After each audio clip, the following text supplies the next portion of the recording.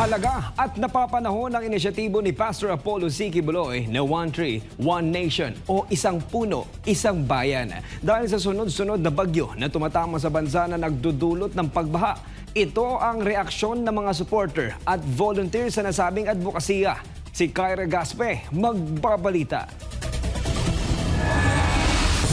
Daang mga volunteer mula sa iba't ibang ahensya at organisasyon ang nakilahok ngayon sa Isang Puno, Isang Bayan o One Tree, One Nation nationwide tree planting activity na isinasagawa rin sa Dagupan City, Pangasinan.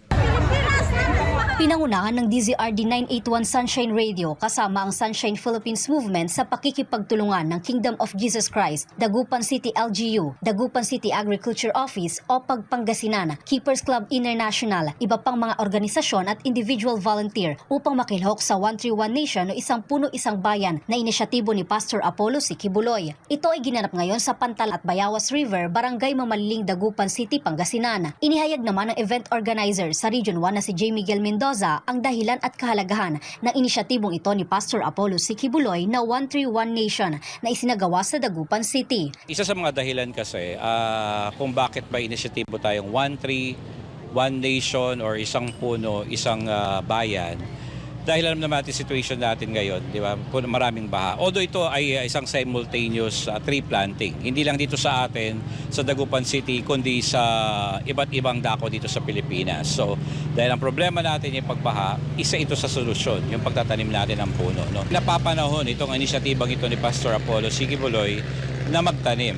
Sang-ayon naman ang isang SPM volunteer na napapanahon ang nasabing tree planting activity dahil na rin sa sunod-sunod na bagyo na tumama sa bansa na nagdulot ng baha sa iba't ibang bahagi ng Pilipinas. Wala ring mapaglagyan ang pasasalamat na mga ito sa inisyatibo ni Pastor Apollo sa kabila ng kanyang kasalukuyang sitwasyon ngayon. Unang-una sa lahat, ako po ay nagpapasalamat sa pribilehyo na makasama dito sa gawain na napakabuti para sa ating kalikasan. At ito'y isang programa na actually sinumulan pa ito ni Pastor Apollo C. Quiboloy ng KOJC noong way back 2005 sa Sunshine Philippines Movement.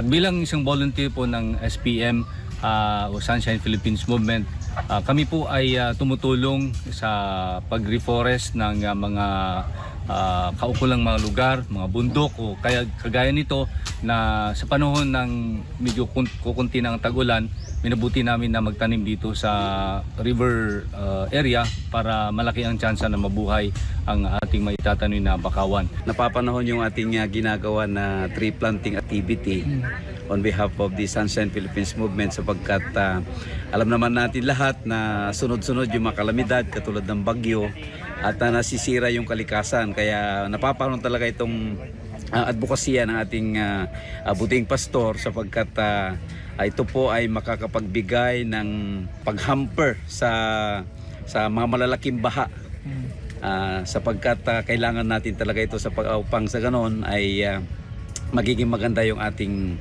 kapaligiran at ang ating kalikasan.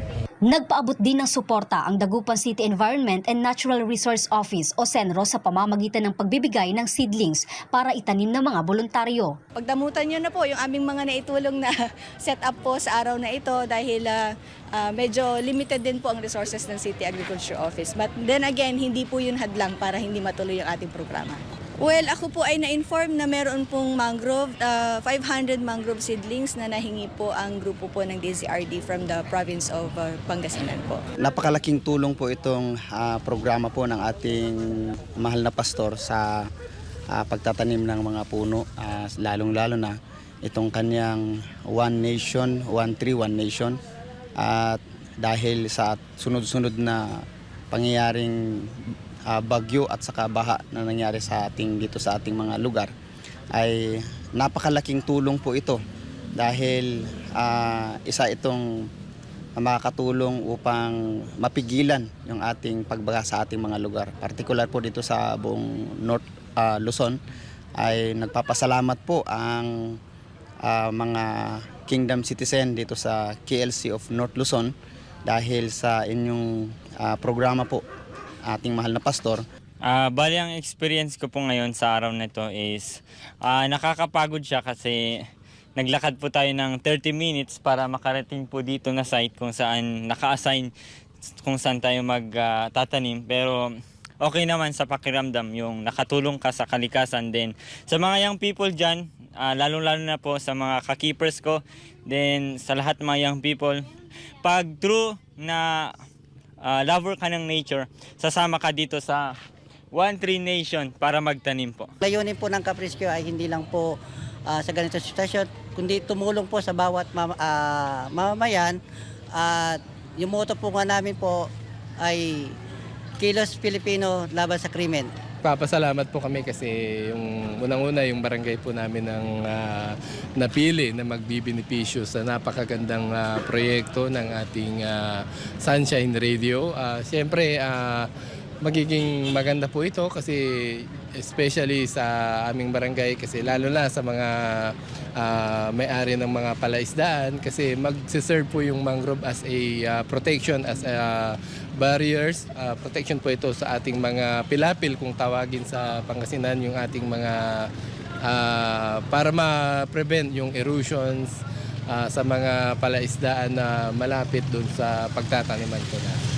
Hindi lamang ito ang unang pagkakataon na ginawa ito ni Pastor Apollo C. Kibuloy, kundi noon pa man ay nagtatanim na ng libu-libong seedlings ang butihing pastor, unang-una na sa Glory Mountain, Tamayong, Davao City at sa iba't ibang bahagi ng Pilipinas. Nakiisa rin sa aktibidad na ito ang Dagupan City Local Government Unit sa pamumuno ni Mayor Belen Fernandez, kung saan ipinaliwanag nito ang kalagahan ng pagtatanim ng puno. Congratulations at maraming salamat sa DCRD at SPM doon sa inyong gagawin na project na isang puno, isang bayan. Kailangan ho talaga sama-sama po tayo. We have to be united to make sure that we protect our environment. Lalong-lalo na po ngayon because of the threats of the big one at yung mga storm surge po. Kailangan po natin magtanim ng mga mangroves o kahit na anong puno po. So maraming salamat po. Matagal nang isinasagawa ni Pastor Apollo, ang spiritual leader ng KOJC, ang mga programang reforestation sa pamamagitan ng Sunshine Philippines Movement mula pa noong 2005.